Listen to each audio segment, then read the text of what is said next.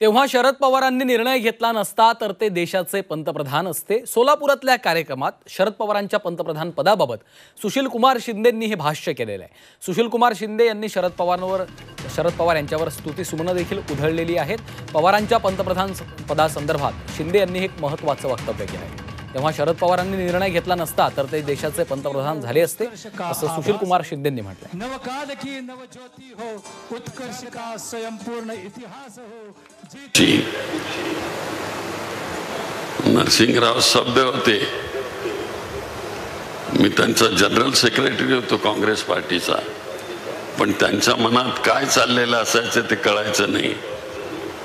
तर दुसऱ्या दिवशी मला फोन आला की Sushil, are you really interested in going to Maharashtra?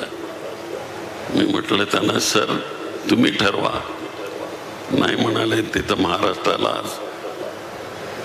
शरदरावांची गरज आहे आणि मी महाराष्ट्रामध्ये शरदरावांना पाठवतो आणि शरदराव महाराष्ट्रात आले। माझ्या मनामध्ये राहून राहून पाल सुकसुकते की त्यावेळेस जर शरदरावांनी हा निर्णय घेतला नसता तर ते देशाचे पंतप्रधान आज आपल्याला दिसले असते।